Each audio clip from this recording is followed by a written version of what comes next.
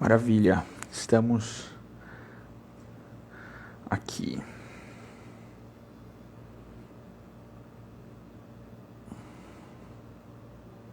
Pin comment.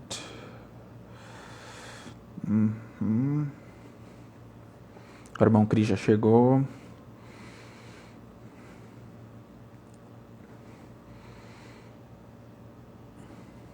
Accept.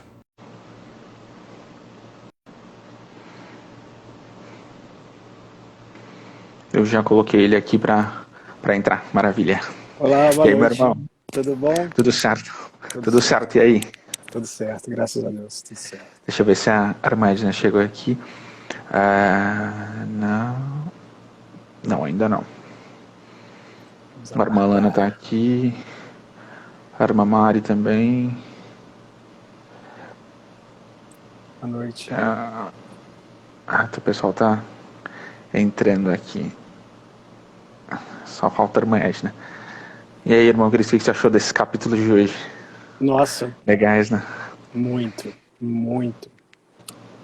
Tá ficando ficar mais... dando spoiler, né? Antes, mas...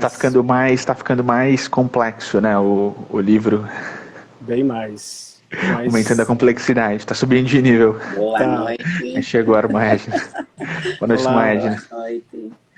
Boa noite, tudo bom? Boa noite, Cris. Boa noite, João. Boa noite. Boa noite. Saudades, né? Tava com saudades.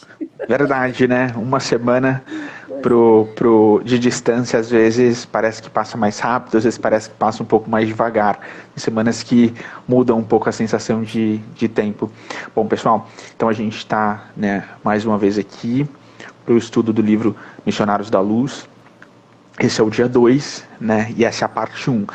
Um recado importante para nós darmos, né, que às vezes a gente esquece de falar aqui no início, é que normalmente o estudo tem 2 partes, porque a gente precisa de uma segunda parte para finalizar. Então, quando der ali 50, 55 minutos, a gente fecha e abre novamente, mas, né, a gente espera que quem está interessado em estudar continue conosco. Então, estão todos convidados para a segunda parte, que geralmente acontece aqui. Nós paramos semana passada no capítulo 5, e a gente já vai começar. Antes de começarmos, o irmão Cris hoje vai trazer uma oração inicial para a gente. A gente já vai se acalmando para poder concentrar bastante, porque tem muita coisa interessante para a gente conversar hoje. Então vamos lá. A todos os nossos irmãos das estrelas, nossos amigos celestiais que nos acompanham, que sempre estão conosco, nosso eterno agradecimento por tanta luz. Que eles possam ser sempre o farol da nossa vida, iluminando nossos caminhos, nossos passos, nossa mente. Que possamos amar a Deus sobre todas as coisas e uns aos outros como Jesus nos ama. Que possamos ser instrumento do vosso amor, mensageiros da sua paz, hoje e sempre. E que assim seja. Assim seja. Que maravilha. Bom, pessoal, então a gente vai começar logo, porque a gente tem bastante coisa para falar. A gente está no capítulo 6, e antes de entrar propriamente no capítulo 6, eu acho que é interessante, né, nós retomarmos rapidamente o contexto em que nós estávamos inseridos, né, que a irmã Edna trouxe para a gente nos últimos capítulos da semana passada. Então, né, entrando ali, né, finalizando, na verdade, entrando e finalizando o capítulo 5 de uma forma, né, breve, a gente viu ali que o André Luiz estava, né, num centro espírita, né, que a gente entende que é um centro espírita, estava tendo uma reunião, uma família sai de dentro dessa reunião e o livro foca, né, em 3 componentes ali dessa família. Uma mãe e 2 filhos, né, um filho homem e uma filha moça. A gente percebe ali que a mãe e o filho, eles começam a baixar ali o padrão vibratório logo nos primeiros passos ali depois de saírem do centro, mas a mocinha, né, que o livro traz pra gente, sendo a filha mais nova, ela mantém, né, um padrão vibratório mais alto. A gente entende pelo livro que ela é a mais esclarecida espiritualmente, porque a gente sabe, né, que a idade física não corresponde necessariamente à idade do espírito. A gente estava ali semana passada com a irmã Edna acompanhando esses 3, então, indo para casa. O capítulo 6 se chama Oração. É um capítulo bem bonito e o foco desse capítulo é o rapaz. Então a gente estava com essa família ali saindo, né, voltando para casa, e eles se separam ali. O rapaz vai para casa dele, a senhora e a filha menor vão para casa delas. E é nesse contexto que nós estamos aqui hoje no capítulo 6, chamado Oração. Bom, então ele fica, né, sozinho, ele vai para casa, e aí André Luiz e o Alexandre, que é o instrutor de André Luiz nesse livro, né, acompanham ele para ver o que está acontecendo. O André Luiz, né, ele percebe ali muito penalizado que havia dois, né, seres, dois espíritos ali desencarnados que estavam acompanhando aquele rapaz, né, que estavam seguindo ele ali de perto, e eles seguem esse rapaz, esse jovem, né, até a casa dele. O André Luiz comenta que, como médico, né, na sua última encarnação, como a gente viu ali, né, Carlos Chagas, ele sempre tinha um protocolo de tratamento para os enfermos que apareciam no consultório dele, né, com todos os enfermos e doentes com os quais ele se deparava, mas que nessa situação ele não sabia exatamente como agir, como ajudar, né, aquele rapaz, e ele via que ele era enfermo, né, em termos espirituais. E o André Luiz chega a comentar, né, no livro, que a situação dele enquanto doente, enquanto enfermo espiritual, era muito grave. Que ele viu ali, né, vários seres minúsculos que estavam corroendo, né, partículas ali espirituais do perispírito dele, e, né, dois obsessores ali que estavam bastante resistentes. A gente percebeu, né, com a semana passada, principalmente na parte que a irmã Edna trouxe, que esse rapaz ele tinha sérios problemas, né, na ordem da sexualidade, porque ele tinha uma vivência sexual muito desregrada. Ele comentou isso, a irmã Edna trouxe pra gente ali os comentários que ele próprio fazia a respeito desse desregramento. E aí, né, a maioria desses problemas que a gente tem nesse rapaz, a gente vê que são, né, oriundos desse comportamento sexual desregrado. Né? E aí o André Luiz conta pra gente que ele era muito inquieto, que ele estava muito inquieto, que ele estava em constante perturbação, né? E aí o Alexandre, né, o André Luiz, vendo, né, aquelas imagens, André Luiz sempre muito curioso, já começa a se questionar, né, como que a gente faz para ajudar, né, como que a gente cria alguma ação, um protocolo de ação para ajudar esse rapaz.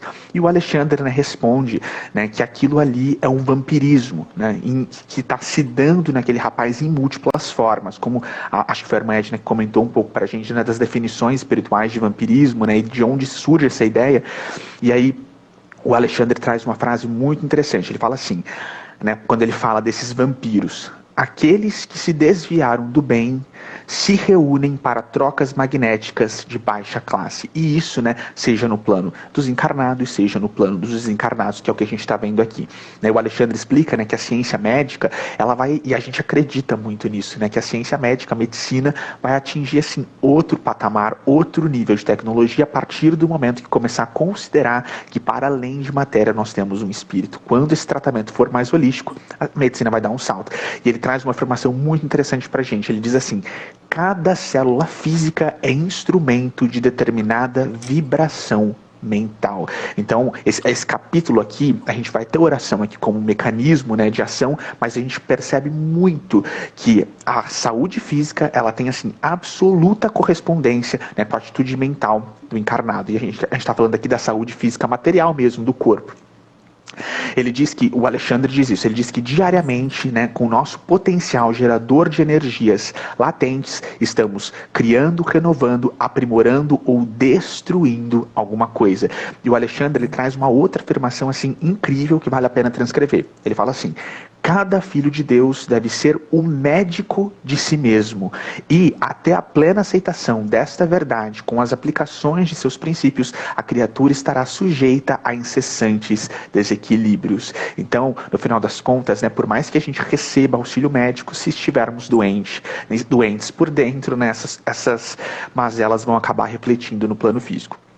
E o Alexandre convida André Luiz, isso tudo foi uma reflexão ali, acompanhando o rapaz até a casa dele, e quando eles chegam, o Alexandre convida André Luiz, né, para entrar ali, dizendo que ali o André Luiz conheceria o antídoto mais poderoso de todos contra o vampirismo. Então, quando eles, né, chegam ali a casa, o André Luiz percebe que os obsessores não conseguem entrar. E aí, por que isso acontece? Alexandre começa de cara a explicar para ele, né, como a gente já viu nos mensageiros, que a oração, ela traça, né, fronteiras magnéticas, né, contra as quais os obsessores não conseguem, né, não conseguem atuar ali, e eles não conseguiam entrar na casa. Por que isso? Porque esse rapaz, esse jovem, ele tinha uma esposa chamada Cecília, que também vai ser muito importante e central aqui nesse capítulo, que era uma jovem que vivia em fervente oração. O livro traz isso pra gente. Era uma moça que orava muito, então os obsessores não conseguem entrar na casa dela. O Alexandre, né, explica ali que o André Luiz já sabia isso, né, e que para que André Luiz pudesse se lembrar daquela experiência ali que eles tiveram nos Mensageiros, né, na qual a gente viu fronteiras literalmente delimitando dentro do centro espírita onde ficariam, né, cada espécie de espírito. Isso porque, né, o magnetismo da oração ele é real, muito poderoso. E aí, uma coisa muito interessante que esse capítulo traz pra gente, que ele tem essas mensagens assim que são um pouco mais amplas, é que ele fala que ela é cristã, ele deixa claro que ela é cristã, mas a gente estava num contexto ali em que uma família estava no centro espírita, então a gente não sabe qual é o partido religioso de Cecília, a gente sabe que ela é uma cristã verdadeira e que ora muito. Agora, se ela é espírita ou não, a gente não sabe porque ela não foi ao centro espírita com eles. Então talvez seja o livro falando pra gente mais uma vez, né, nesse contexto de espíritas, talvez a mais, né, evoluída, mais esclarecida seja aquela que está em outro partido religioso, porque como a gente já viu, não é sobre religião. O livro continua, né, e aí o André Luiz, quando eles começam ali, né, a se comunicarem, eles chegam ao quarto, e é muito bonito porque essa moça ela era tão elevada que ela já estava dormindo, e eles percebem que ela desdobra e vem receber André Luiz e Alexandre em espírito, e ela agradece para eles a oportunidade de orarem ali em conjunto. É muito bonita essa parte. Aí o André Luiz conta pra gente que a cama deles, aquele lugar estava repleto de luminosidade. E o André Luiz traz uma afirmação muito interessante, porque ele fala que o coração dessa moça era um foco de uma luz muito intensa no momento ali que ela começa a orar. E aí, né, eles falam, né, dessas partículas resplandecentes, eles falam assim: ela se coloca ali mais próxima do esposo, né, que o rapaz já chegou, já estava deitado ali na cama, ele adormece, ela fica próxima dele, pelo que a gente entende, é como se a cabeça dele estivesse próxima do colo dela, né, num sentido ali muito carinhoso, e eles falam que as partículas luminosas que saem dela começam a cair sobre o corpo dele, né, num processo de cura, de auxílio ali, né, médico propriamente, e principalmente as partículas, né, luminosas que saem dela, elas começam ali a agregar na região genésica dele, né, perto dos órgãos de reprodução. E aí, quando eles estão ali nesse momento, eles veem, começa uma luta praticamente, eles conseguem enxergar isso, como a gente já viu, o André Luiz ele adquire uma visão muito mais, né, substancial para enxergar esses processos, e eles contam pra gente que começa literalmente, né, o mal ali dentro dele combatendo o bem que está vindo da esposa. Eles, né, têm esse momento maravilhoso, é uma reflexão muito bonita que o livro traz, e aí, num certo momento, eles decidem sair, né, de dentro do quarto e deixar só os dois. Vale a pena ler, porque é muito ensinamento que essa parte traz. E aí, né, eles começam a trazer algumas afirmações muito interessantes sobre a prece, que vale a pena a gente transcrever aqui algumas. Primeiro, o Alexandre diz assim, que toda prece elevada é manancial de magnetismo criador e vivificante, e toda criatura que cultiva a oração com o devido equilíbrio do sentimento, transforma-se gradativamente em foco radiante de energias da divindade. E para terminar minha parte aqui, né, falando sobre oração, eu queria terminar com uma frase do Emmanuel, né, lá do Pensamento e Vida, no capítulo 26, que é um capítulo que se chama Oração, quando Emmanuel diz assim: orar é identificar-se com a maior fonte de poder de todo o universo, absorvendo-lhe as reservas e retratando as leis da renovação permanente que governam os fundamentos da vida. Então a gente percebe nesse capítulo aqui que a oração tem muito, muito, muito, muito poder. Lindo. Terminei meu capítulo. Foi lindo, filho. Muito. Realmente, esse capítulo mostra com a Cecília que realmente existe anjos entre a gente, né? Porque o poder de doação, de entrega dela, de transmutação através do amor dela, realmente é um grande ensinamento. Então vamos lá, capítulo 7, um capítulo um pouco extenso como os outros, como acho que os outros também são, mas vamos lá, chama Socorro Espiritual. Então depois deles terem, né, André e Alexandre terem assistido essa cena linda, né, na casa do casal, né, o capítulo começa com Alexandre perguntando a André se ele tem mais tempo livre, pois o Alexandre teria mais tarde uma reunião para passar instruções a irmãos e irmãs encarnados, e que seria bom que o André participasse. André aceita o convite, e quando eles saem da casa, André percebe que aqueles espíritos que o João comentou, que ficaram para fora da casa, ainda estavam do lado de fora esperando assim que o marido da Cecília pudesse sair, enfim. E no caminho, André nota mais uma vez que há muitos transeuntes ali desencarnados, a maioria deles de natureza inferior, né? E também ele percebe que existe muito grupos de luz, né, indo assim trabalhar. E Alexandre, vendo a perplexidade que o André fica vendo aquela cena daquelas luzes passando, né, explica que a maioria das vezes nossa ajuda é mais eficaz à noite, quando a luz direta do sol não quebra alguns recursos da nossa cooperação. Muito legal. Neste momento, uma senhora idosa, né, chega perto de André, chega perto do Alexandre, de nome Justina, e aproxima lhe pedindo ajuda, porque o filho dela, Antônio, está muito mal. E ela relata que Antônio estava vivendo em um ciclo de pensamento muito inferiores, apesar de ter um bom coração. Mas só que naquela noite específica, ele levou tantas preocupações para a cama, que suas criações mentais transformaram-se em uma tortura real.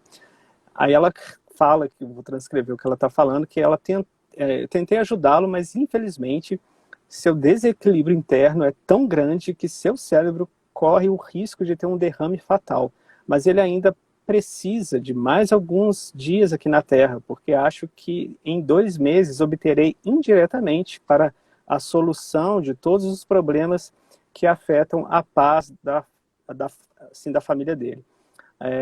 E aí a sua ajuda, Alexandre, pelo seu coração em Cristo, pode nos ajudar. E aí logo Alexandre percebe a situação gravíssima, então já vão em direção à casa de Antônio. Chegando lá, né, eles percebem que o Antônio tem por volta mais ou menos de 70 anos e parecia realmente estar no seu leito de morte.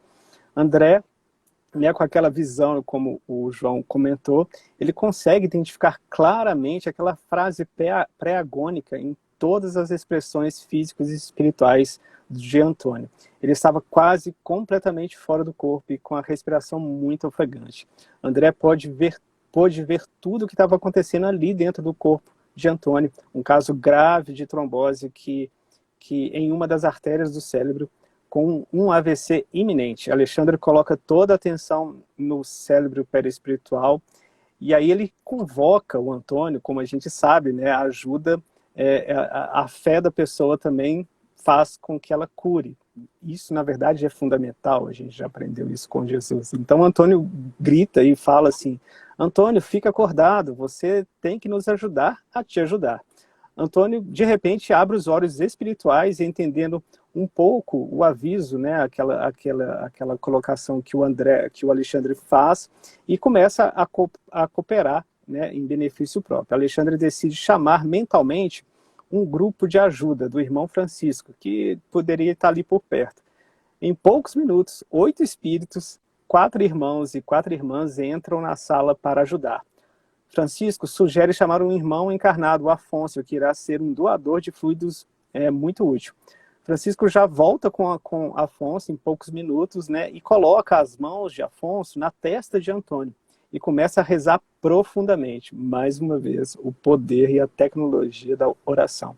André nos conta que Alexandre estava servindo como um magnetizador, transferindo os fluidos do Afonso para o corpo de Antônio.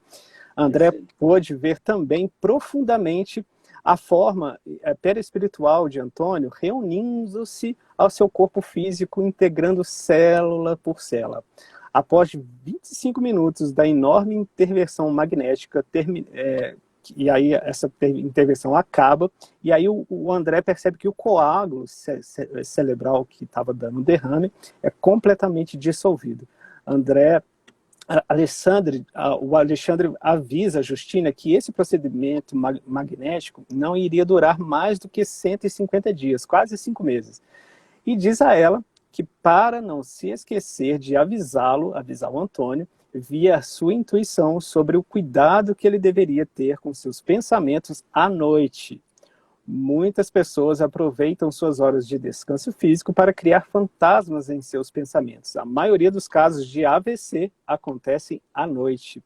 Se Antônio não elevar seus pensamentos, pode desencarnar antes de 5 meses. E aí Justina agradece imensamente, né, com lágrimas, mas só que lágrimas de felicidade.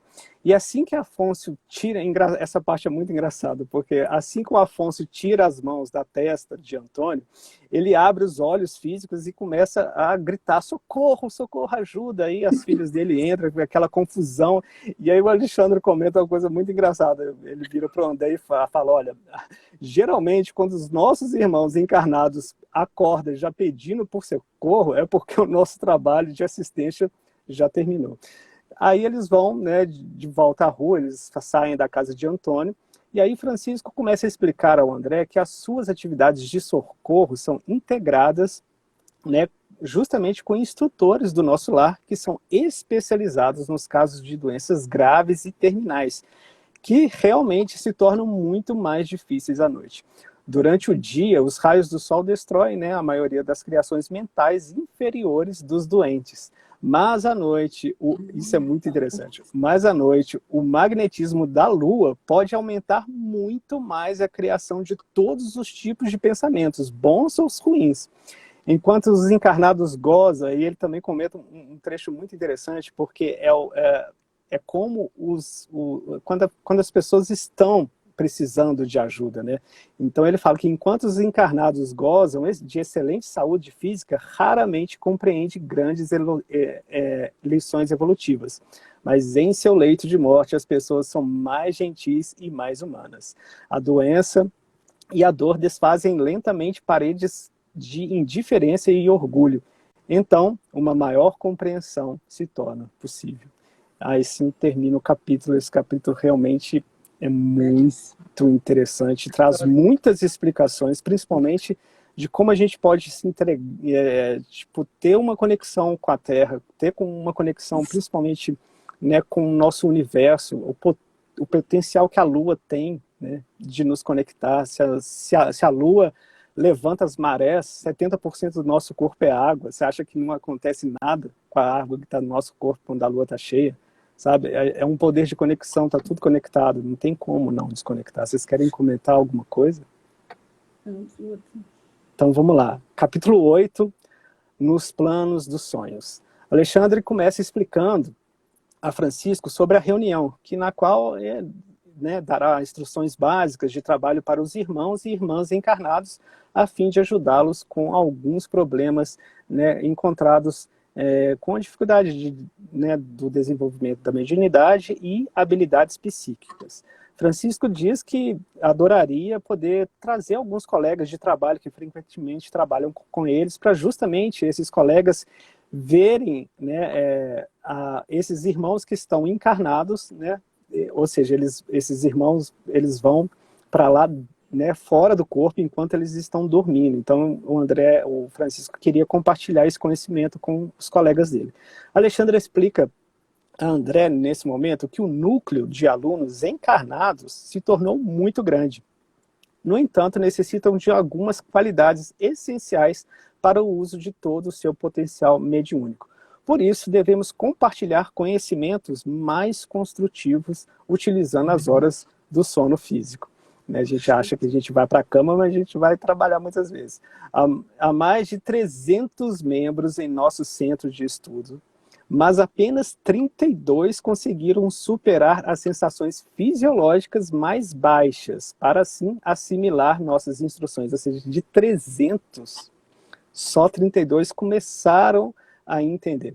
No entanto, alguns deles quebram o seu compromisso, respondendo às seduções mundanas. Alexandre explica a André que a capacidade sensorial dos encarnados fora do corpo é muito reduzida para poderem lembrar de todas as instruções. No entanto, o espírito, sim, consegue recordar totalmente e guardará em seu interior todos os ensinamentos e vão os intensificar e aperfeiçoar conforme seu próprio estado de evolução.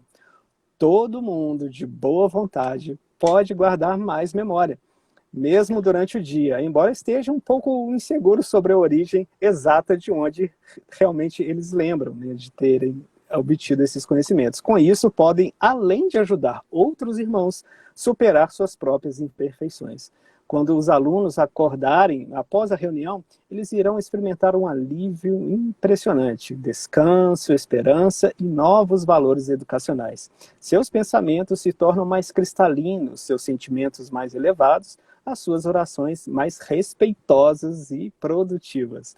Ao chegarem, então, a esse prédio onde ia acontecer a reunião, essa parte é muito interessante, porque o Alexandre explica que este local é uma instituição espírita familiar, dedicada ao serviço.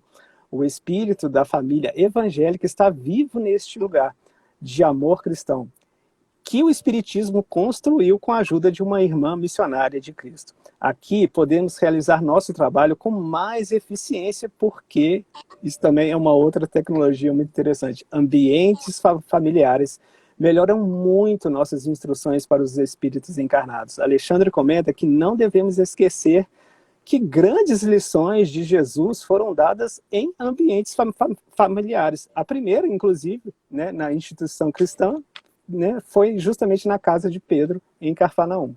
Todo local de trabalho físico que é guiado pelo amor funciona como um farol.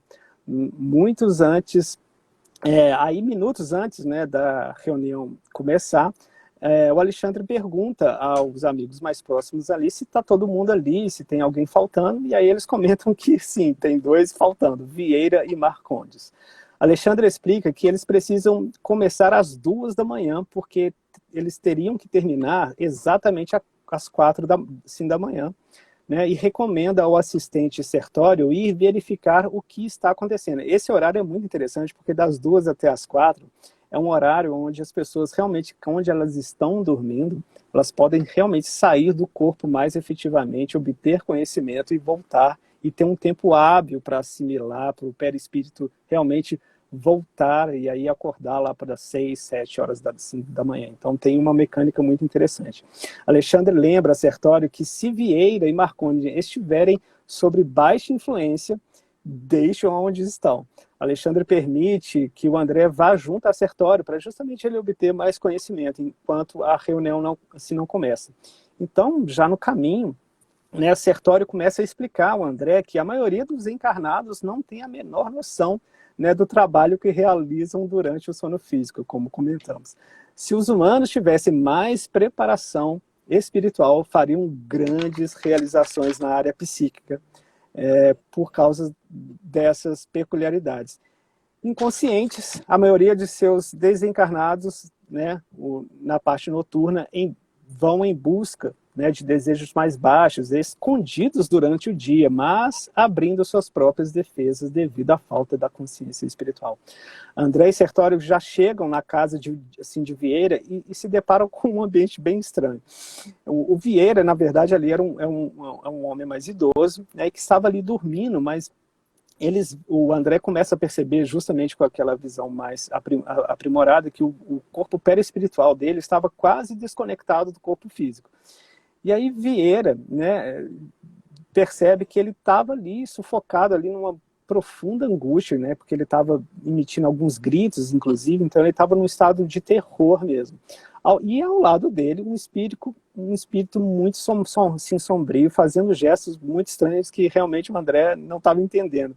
E aí Sertório comenta, né, que Vieira estava sofrendo realmente um grande pesadelo. Ele começa a explicar a situação ao André e fala que realmente ele estava sofrendo um grande pesadelo. E aí Sertório chega a perguntar ao espírito sombrio se ele era parente do homem, né, que estava ali dormindo. Ele nem fala o nome de Vieira. E aquele espírito sombrio começa a responder dizendo que não, que ele era apenas um velho amigo, né, e pelo tom dele ele realmente estava muito chateado com o Vieira, né, e que aí ele fala que o Vieira invocou ele nas lembranças, o acusando, né, de coisas que ele não tinha cometido, né, e por ele confiar muito no Vieira, né, e eles tinham uma proximidade muito grande entre as suas duas famílias, ele fala que, sabe, ele acreditava nele, por isso que estava surpreso, né, do Vieira estava falando mal dele, então ele estava naquela confusão mental.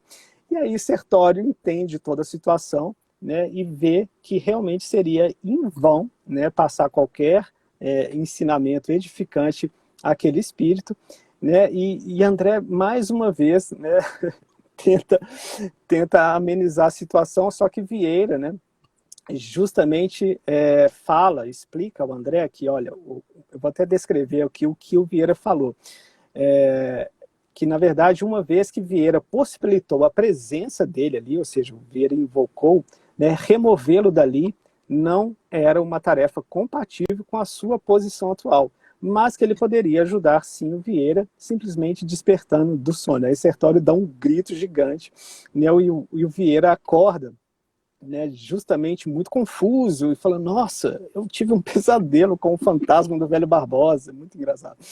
E aí só que a gente recebe uma grande lição, que na verdade o Vieira, né, ele não consegue nem ver o André, muito menos, né, o Sertório e muito menos o espírito que está ali, e ele começa justamente a pensar, em vez de raciocinar o que ele estava fazendo, né, nesse sentido, ou seja, a calúnia que ele tinha feito com o Barbosa, ele começa a entender que justamente ele começa a pensar sobre o que ele estava comendo ali, né, naquela refeição que tinha feito ele ter aquele pesadelo.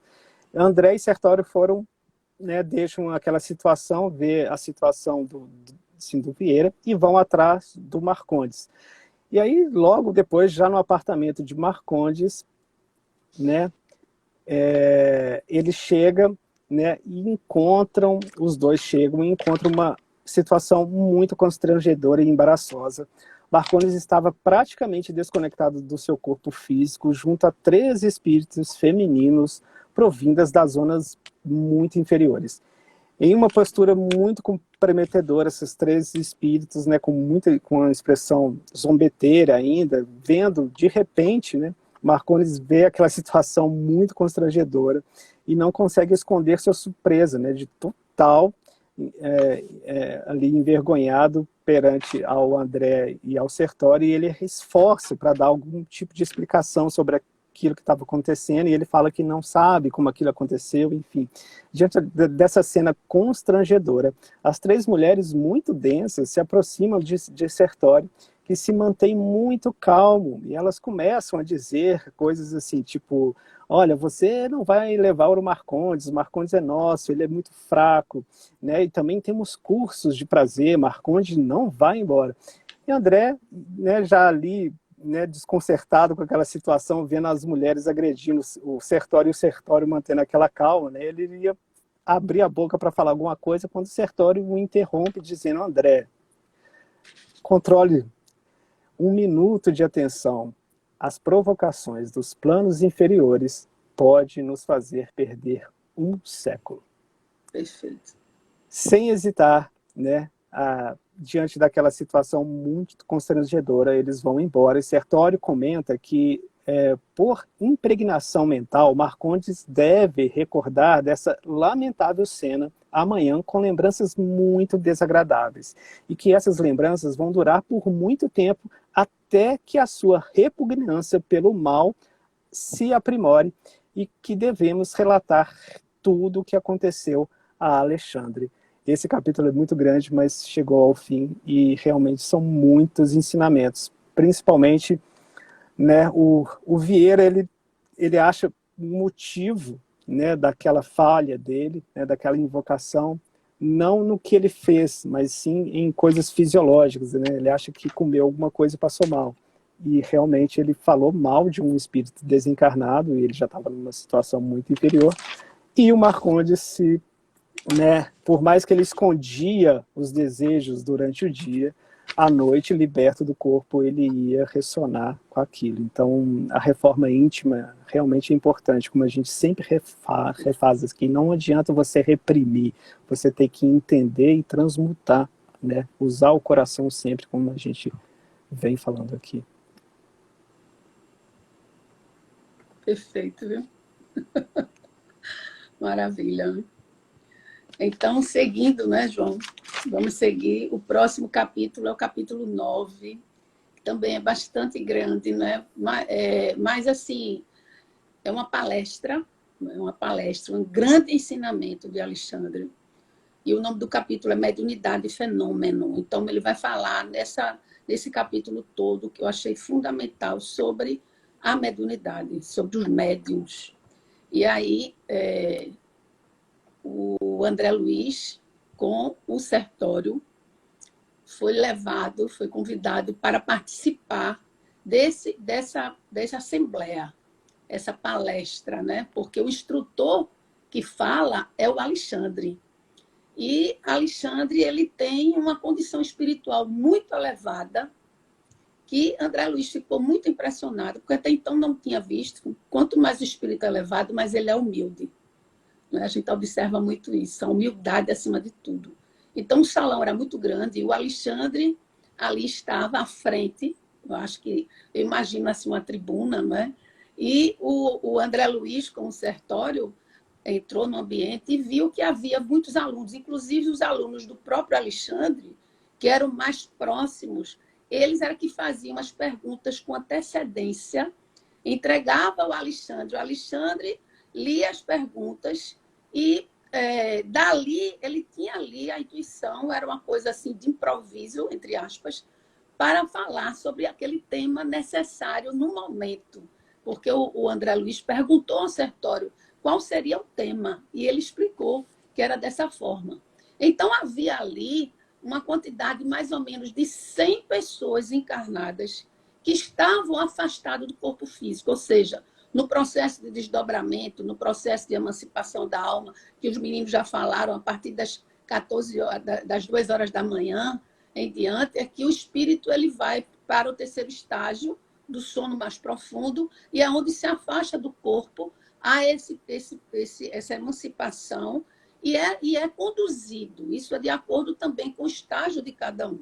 Então, tinha mais ou menos na faixa de mais ou menos 100 espíritos, né, pessoas encarnadas, e o restante eram os desencarnados. Esses alunos estavam acompanhando mais de perto, então eles tinham direito de fazer essas perguntas com antecedência. Mas haviam também outros espíritos, inclusive da equipe de Francisco, que estavam ali para aprender. Então, era um auditório, era uma assembleia grande, e ele começou ali a fazer a reunião com uma oração, como sempre. E essa oração ele começa rogando ao Pai que o ajudasse para que ele tivesse uma sintonia maior com o auditório, que ele pudesse responder aquilo que fosse necessário, que ele falasse assuntos, palavras que fosse que combinasse com o momento ali daquela grande assembleia a qual precisaria de uma orientação. E o Alexandre, né, juntamente com o André, ele percebe que a oração dele era uma oração espiritual. E aí diz assim, meu Deus, oração espiritual como? Porque não havia nenhum personalismo. Era uma oração dedicada ao próximo, dedicada à própria sabedoria dele, à própria humildade. Ele no momento da oração, ele estendia todo o seu amor àqueles jovens que estavam ali, aqueles espíritos que estavam ali, precisando de um apoio, de um sustento, de um esclarecimento com relação à mediunidade. Porque nós sabemos que todos nós somos médiuns, em potenciais, em aptidões diferentes, em graus diferentes, mas todos nós somos. Então, essa percepção medianímica, ele percebe que no início, logo quando ele olha, porque a condição espiritual dele grande, ele percebia em cada criatura que estava ali, em cada espírito, e muitos, a maioria, estavam presentes pela necessidade de adquirir, o desejo de adquirir uma mediunidade, o fenômeno, o desejo de ter palavras sublimes, de receber espíritos evoluídos, mas nenhum deles estavam preparados no sentido de uma moralização, no sentido de um equilíbrio, de um estudo, de servir, com interesse de servir. Muitos estavam ali querendo desenvolver essa percepção, mas a maioria ali não conseguia, no seu dia a dia, no seu cotidiano, aprender a ver o que o outro, alcançar o outro na sua relação do diálogo, não aprender a ouvir o outro de uma forma saudável, aprender a servir o seu próximo, porque ele disse que antes de você buscar o fenômeno, propriamente dito, a mediunidade, buscar a mediunidade no sentido da fenomenologia, no sentido da prática em si, você primeiro tem que vivenciar essa mediunidade no seu cotidiano, como nas relações pessoais, nas relações do saber ouvir, do saber enxergar, do saber servir ao outro, porque a mediunidade nós não deixamos na casa espírita. A mediunidade ela é muito mais servida no seu dia a dia, porque na casa espírita nós estamos ali na questão do receber o espírito, da prática do fenômeno, da reunião em si mediúnica, mas fora da casa, você é onde se prepara, você busca o alicerce para o desenvolvimento. E aí ele fala que essa preparação, essa disciplina, é muito importante na própria construção, para que haja uma serenidade, para que haja um comprometimento maior. E nesse momento, observa Alexandre, que começa a sair da sua testa, da sua fronte, luzes e que emitem para todo o ambiente. Começa a sair também, emitir através das mãos. E ele fala, das partes, ele diz que nós somos luzes, vós sois luzes. E quando ele fala essa palavra, a luz expande no seu tórax e atua em todo o ambiente. E ele fala também que nós precisamos buscar, antes de tudo, o reino interior. Esse reino interior nada mais é esse autoconhecimento, meus irmãos. Essa situação que nós precisamos a cada dia estudar para viver mais o eu profundo e não deixar com que esse ego fale mais alto, porque muitas pessoas buscam a mediunidade pela vaidade, pelo fenômeno, e esquece que a mediunidade é servir a Jesus, que a porta correta para o desenvolvimento mediúnico, segundo André Luiz, é o Jesus. Então, é preciso que nós saibamos, ele fala aqui, que os elétrons e os fótons que nós construímos as nossas vestes são os mesmos que os espíritos utilizam no mundo espiritual, que nós somos uma coletividade, que a diferença que existe entre nós é só uma linha, é só uma linha da vida material com a vida espiritual, mas que precisamos cada vez mais nos unir. E que é necessário também, antes do repouso, o trabalho.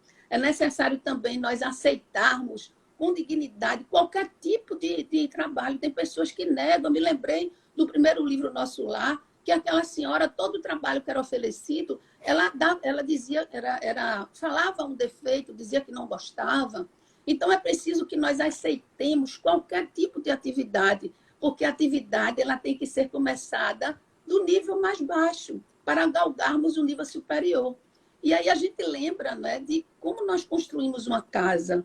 Para chegar no telhado, que é a grande comunicação medianímica, nós temos que primeiro fazer a base. A base é com conhecimento, com estudo. E aí as vigas, nós vamos construir as vigas com a questão do exercício, da mudança, da reforma íntima, até chegar ao telhado, que justamente o telhado é justamente a parte mais bem elaborada dessa comunicabilidade que nós temos. Ele fala também sobre que nós precisamos cada vez mais termos disciplina. E essa disciplina, meus irmãos, não é justamente só a disciplina da frequência na casa espírita, mas é a disciplina da sua própria vivência. Então, eu coloquei aqui, qual é a sua intenção quando você passa a sua vida, a sua maneira de falar, a sua maneira de expressar para o outro? Qual é a sua intenção? Qual é a sua intenção quando você está presente no lugar ou quando você está ausente? O que é que as pessoas podem pensar de você? Qual é a sua intenção na sua mensagem que você passa? Não é? Então, será que nessas intenções todas que nós passamos pelo outro, nós estamos focados na nossa própria vivência pessoal ou focados naquela exteriorização daquela palestra, onde muitas pessoas são aqueles oradores, né, muito famosos, e, na realidade, não tem a humildade que nós observamos no próprio Alexandre. Então, tudo que nós passamos, nós devemos buscar, querer sempre, acima de tudo, ter Jesus como esse modelo. esse modelo de vida. Então, eu sou médium, tá certo? Dentro da casa espírita, sou. Eu sou médium dentro da minha casa, sou. Eu sou médium no trabalho, sou. Eu sou médium na via pública, sou. E se eu me sentir sozinha? E se não tiver ninguém ao meu lado? Aí a gente lembra de Paulo, o apóstolo, que diz que todos nós temos milhões de espíritos ao nosso lado, que nós nunca estamos sozinhos. E diz que a expressão da mediunidade está no espírito. O espírito é a expressão da mediunidade. Então, se o espírito é essa expressão, nós estamos médios, ou nós somos médios, em todos os momentos das nossas vidas. Então, é preciso prestar atenção, porque é uma palestra, e essa palestra ela tem um conceito maravilhoso, tão profundo, onde nós precisamos de nos aprofundar cada vez mais com relação a, como quando ele diz, aprender a ver com compreensão, aprender a ouvir com discernimento, aprender a servir com Jesus. Então, é preciso primeiro, antes dessa coisa mecânica de que as pessoas endeusam os médios porque eles têm uma potência no sentido de um grau mais ostensivo, que são aqueles médios, muitas vezes, que as pessoas destacam nos centros espíritas e que nós não devemos colocar nenhum pedestal, porque a mediunidade verdadeira, aquela que é mais vista pelos espíritos evoluídos, são as pessoas que desenvolvem essa mediunidade com Jesus, que quer aprender, a aprendizagem. Logicamente, se nós temos, como diz aqui o próprio André Luiz, começamos com o estudo, a intelectualidade é importante, mas se não houver esse exercício de humildade, esse exercício de boa vontade, de querer aprender para servir, como ele diz, você está aqui para cooperar, para aprender, então parabéns, porque você vai servir depois ao próprio André Luiz, né? Que ele vai ser um servo depois. Então, nesse interim, ele passa a ter um processo de muita elevação no momento, o próprio Alexandre, e ele faz um fenômeno de transfiguração. Esse fenômeno de transfiguração, nós lembramos de Jesus, não é? Que ele houve essa transfiguração no Monte do Tabor, e ele entrou em estado de êxtase, e o próprio Alexandre, ele passou isso para nós, e todos se emocionaram, que foi bastante bonito. Mas se a gente perguntar, não é? Como é que a gente deve receber um espírito carente que está ao nosso lado, dentro da nossa casa, que está precisando de um apoio? Será que eu devo incorporar dentro da minha casa, porque eu sou médium em todos os lugares? Será que a mediunidade não é somente na casa espírita? Então, incorporar o trabalho de psicofonia ou qualquer um outro tipo de atividade medianímica é dentro da casa espírita. Porém, essa sensitividade, essa intuição que nós temos, essa sensibilidade medianímica, nós levamos em toda parte. Então, basta um pensamento em desuso, inferior, um pensamento que não seja muito equilibrado, para que você realmente destrua até uma encarnação. Em 1 minuto, em 2 minutos de um pensamento, que você absorve aquilo ali de um espírito mais inferior, porque muitas de nós, não sei ainda hoje, mas têm o hábito de ir na casa de médios que trabalham em suas próprias casas, não é? E que você vai para pedir alguma coisa, para escutar alguma coisa daquele espírito que trabalha com aquele médio. Nós sabemos que a mediunidade ela não é para ser trabalhada dentro de um ambiente familiar. Nessa época onde foi escrito esse livro, não existia casas espíritas. As casas espíritas eram dentro das casas das famílias. Então, existia ali uma instituição, ali uma ajuda muito grande, uma proteção espiritual, e as famílias eram mais unificadas. Graças a Deus, hoje nós temos as casas espíritas para termos essa proteção maior. Então, o médium, ele tem que ter muito cuidado, como diz aqui, que é uma palestra belíssima, que senão não poderia ler, porque senão ia ficar muito grande, mas coloquei algumas partezinhas, quando ele fala que o feto ele não pode caminhar e falar no planeta, né, no planeta Terra, porque ele ainda é um feto. Uma criança de 5 anos não pode ter responsabilidade igual a um adulto. Então, ele faz as comparações de uma forma belíssima, mostrando que o médium ele tem que começar com os estudos, com o exercício da caridade, com o conhecimento mais profundo de si mesmo, com o processo de autoconhecimento, com o trabalho pessoal, desfazendo todas as suas atitudes negativas mentais. É isso que ele passa as informações para que nós nos preparemos até mesmo para manter um contato maior com as esferas superiores. Nós observamos que nas reuniões de desenvolvimento mediúnico, a maioria das casas, as pessoas que estão em desenvolvimento, elas só têm uma afinidade, uma sintonia com os espíritos mais inferiores. É difícil uma pessoa que está no início da sua mediunidade, ela captar uma sintonia de um espírito mais evoluído. Por quê? Porque na vida dela, na frequência, no seu cotidiano, ela não tem uma vida mais pautada, moralizada. Como o irmão que teve um pesadelo, né? E várias pessoas que têm pesadelos à noite, que não se prepara durante o dia, então à noite fica vulnerável a todo tipo de influências espirituais. Então, para você, numa educação mediúnica, receber o espírito ou se aproximar, entrar em sintonia com o espírito mais evoluído, é preciso você se preparar. Não é somente assim, eu quero ter uma percepção mediúnica, como ele diz aqui, todos estão com vontade de ser um grande médium, de ter clarividência, de ter clareaudiência, de ter mediunidades diversas, de todos os tipos. Mas para isso é preciso você, primeiro, conhecer o caminho, conhecer a sua caminhada, se preparar para depois você realmente ser um canal fidedigno da espiritualidade. Por isso que muitos médiuns não sabem quem são os seus guias espirituais, porque não tem essa perspicácia, esse conhecimento de que é necessário nós mantermos um padrão de comportamento mais adequado.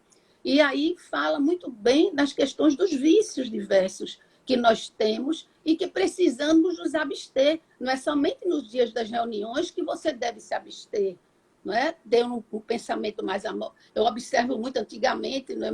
Pessoas que eu conhecia, não, hoje é o dia da reunião desobsessão, eu vou me preparar. Eu disse, mas somente no dia, porque às vezes outro dia não se prepara, não é? Então, essa preparação, segundo aqui Alexandre, que no final houve essa transfiguração, esse estado de êxtase, que todo mundo recebeu, a roupagem dele ficou branca, belíssima, saía faíscas de luzes nos seus cabelos, das suas mãos, todos ali receberam e ouviram a orientação. Agora, muitos voltam, né? Voltam ao estado de vigília, recebem aquelas orientações e muitas vezes esquecem.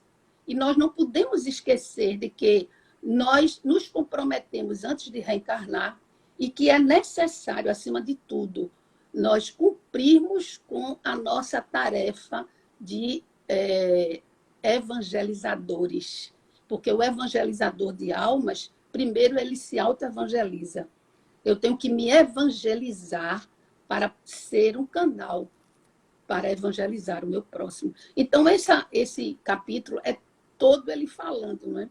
Então, são linguagens belíssimas que aí fica difícil a gente passar. Ele fala dos ruídos externos que nós temos que nos abster. Achei lindo abandonar esses ruídos externos para que possamos realmente voltar para esse Deus interno, porque os ruídos externos, eles nos trazem paixões somente pelo fenômeno. E devemos ter muito cuidado para nós não estarmos encantados com os fenômenos e esquecer de que o mais importante não é o fenômeno, porque o fenômeno, a comunicabilidade dos espíritos conosco vai existir sempre.